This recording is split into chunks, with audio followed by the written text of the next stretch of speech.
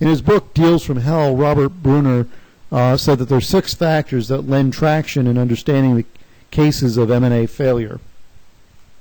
First, he said, and this is really consistent with deals that were too big, but he said that businesses or deals were too complicated. It made it difficult for managers to understand what was going on or to take quick and effective action that was necessary to manage the complexity of the transaction, and therefore the deals ultimately didn't succeed. He suggests that there was a lack of flexibility.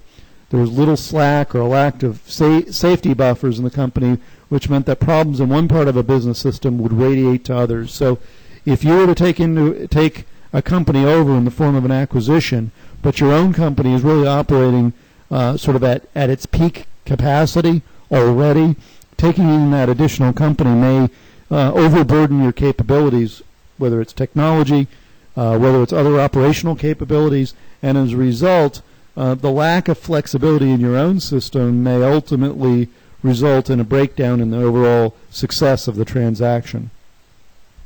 Deliberate or inadvertent risk elevating decisions by management. Basically what he's talking about is managers sometimes make flawed decisions based on self-interest or misunderstanding of transactions. If I think that acquiring a business is going to help my personal career, but it may not in fact be the best transaction for the company, there are sort of misplaced incentives in that relationship between me and the company that could result in our proceeding with a transaction we ought not to, and as a result, the added risk of the transaction for the company could be substantial. He also identified scenarios when business was not as usual, and this is something you may not be able to manage. This is when the business environment departed from the expected, causing errors or problems. All you have to do is look at any transaction during the downturn in the economy. Shortly before the downturn in the economy, several companies executed M&A transactions that were ultimately not particularly successful because in 2007 or 2006 they weren't expecting that we would enter into a prolonged recession. So these external business environmental factors ultimately impacted the overall success of the transaction. This is not necessarily something you can absolutely manage against, but you should be cognizant of what's going on in the business environment and be looking to the future in terms of what you expect might happen in the business environment in order to mitigate this risk as well as you can. And then the last of the 6 factors that Brunner identified in the book from Deals from Hell, which, by the way, I think is actually quite a good book, not only identifies the 6 factors but talks about ways to mitigate these and achieve success in M&A transactions. Certainly, if this is something you're interested in, I'd encourage you to read this book. But he identified the operational team broke down. It was unable to respond to the crisis. Again, this goes to the notion that management may not be capable of managing the transaction itself or the outcomes of the transaction. This can result because there's cultural issues between buyer and seller that weren't properly thought through.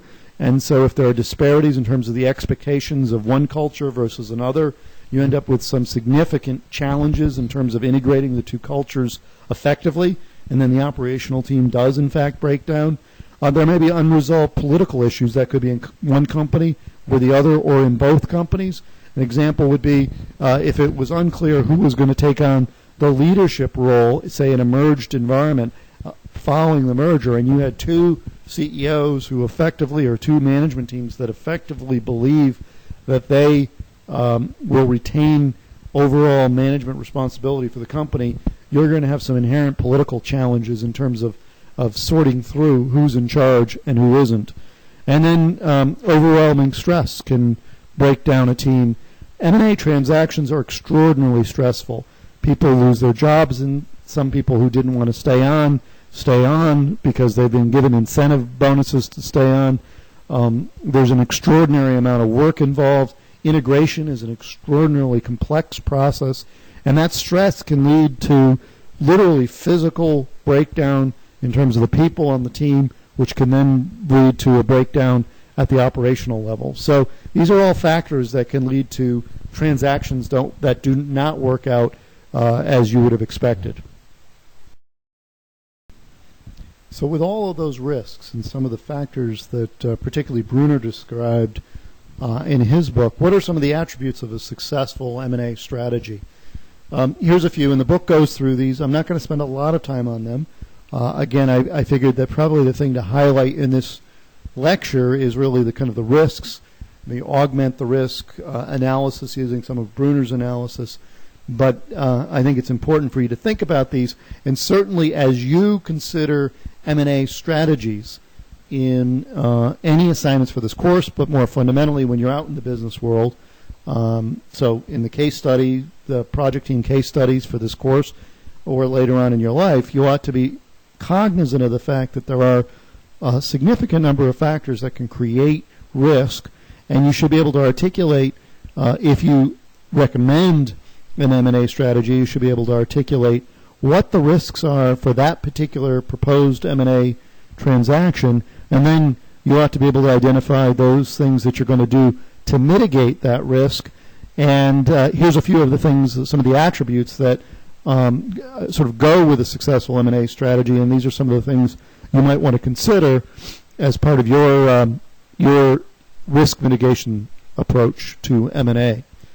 First, you should be able to articulate whether there are or are not complementary cultures, assets, or resources between the acquiring and the acquired entity or the merging entities. This is critical. If they're not complementary, if the cultures aren't complementary or there aren't the right assets or resources that can come together effectively, you open yourself up to some of the significant political challenges I identified earlier. And you certainly, if the assets and resources you expected are going to be there aren't there and they don't complement your assets, you probably open yourself up to some substantial complications in your transaction. Friendly acquisitions facilitate integration of firms. Basically, if you're doing a hostile takeover, it's far more difficult to achieve the kinds of collaborative integration that you would like to achieve. That doesn't mean it can't be done. It just means that a friendly acquisition, one where both companies want to be a party to the transaction, you're more likely to get the kinds of positive outcomes you'd expect. Certainly, you would presume you're going to be closer to having the complementary cultures that you need to have a successful transaction. You need to perform effective due diligence. Due diligence is the assessment of the target firm by the acquirer. You look at operational capabilities, finances, legal, compliance, and a host of other issues like IT, intellectual property, etc. And basically, you need to understand as the acquirer whether the firm is what it says it is. This is where you have the opportunity to really dig deep, understand what's going on at a fairly granular level in terms of the company being acquired. You're allowed to ask a range of questions. You're allowed to meet with management. You're able to put together a fairly comprehensive list of questions and issues that you expect to be resolved. And it's absolutely imperative that this process be managed well. This is something I do a lot of in my job, and it's absolutely probably the most important thing you can do. This is where you're going to discover whether there may be a significant financial risk in the acquired company that you may not want to take on. They may be subject to litigation that you don't want to deal with. That could, in fact, impair the value of their company and your company so substantially that the negative impact of the transaction would be greater than any potential positive benefits associated with the transaction. You want to see if you have the financial slack, as I said before, the capacity, the flexibility to be able to absorb the business and not have it cause significant damage to you because you don't have the capacity to handle any challenges that present themselves along the way. A low debt position is often a much better place to be in terms of the company that you acquire. High debt can increase the likelihood of bankruptcy, can lead to downgrade in the firm's credit ratings, and it can preclude needed investment in activities that contribute to the firm's long-term success. So, a high debt company doesn't mean you shouldn't consider it, but it can create significant challenges in the M&A context. Innovation.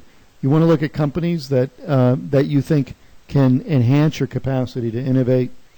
You want ensure that you have flexibility and adaptability, and that the company that you're acquiring has flexibility and adaptability. A rigid, overly structured entity is not going to be as complementary in terms of bringing resources together. So that's M&A. That's one sort of corporate level transactional strategy. Restructuring is an alternate strategy, alternate approach to think about. It's sort of an extension. In both instances, these are sort of corporate finance specific and strategic at the same time. They both fundamentally change the corporate structure in one way or another. Restructuring is when firms change the set of businesses or financial structure of the company. There are really three kind of fundamental types of restructuring strategies. First is downsizing. This is when companies reduce their size by essentially terminating employees or divesting of operating units. And this can really change fundamentally the structure of the company. Then there's a term called downscoping. This is when you eliminate businesses unrelated to your firm's core businesses through divestiture, spin-off, or some other means. This is where you may have subsidiaries or divisions that don't fundamentally support your core strategic objectives. Rather than hanging on to them, you try to yield as much value as you can by selling them to a third party.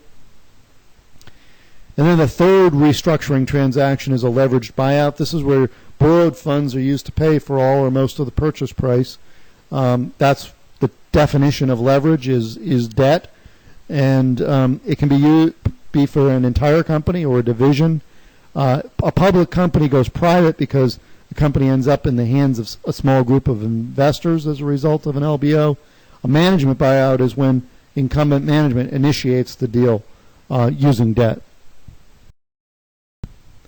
And here are some of the potential outcomes. This chart comes from your book. I'm not going to explain it here, but I would really encourage you to kind of look at the potential outcomes from these three restructuring options. You need to understand them and I think be able to articulate them, particularly if restructuring is something that you plan to use in the context of one of your written analyses or in the context of your team project presentation.